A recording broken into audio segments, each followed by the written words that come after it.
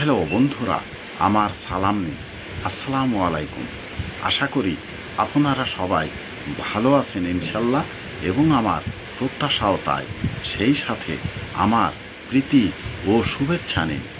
আজ এ পর্যায়ে যে বিষয়ে কথা বলবো তা হচ্ছে, নিজের কাছে যা কিছু সুস্বাদু তাই খাওয়া উচিত বা আমরা খেয়ে থাকি। অন্যের কাছে যা সুস্বাদু নিজের কাছে তা সুস্বাদু নাও হতে পারে।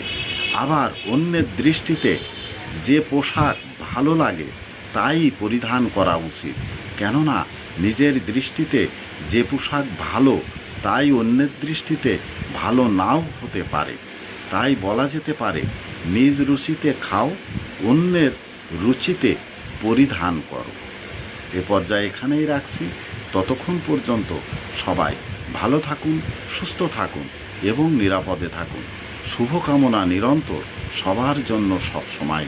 ধন্যবাদ ফেসবুক মেটা, ধন্যবাদ সকল বন্ধুসহ সবাইকে। আবার দেখা হবে অন্য কোনো ভিডিওতে।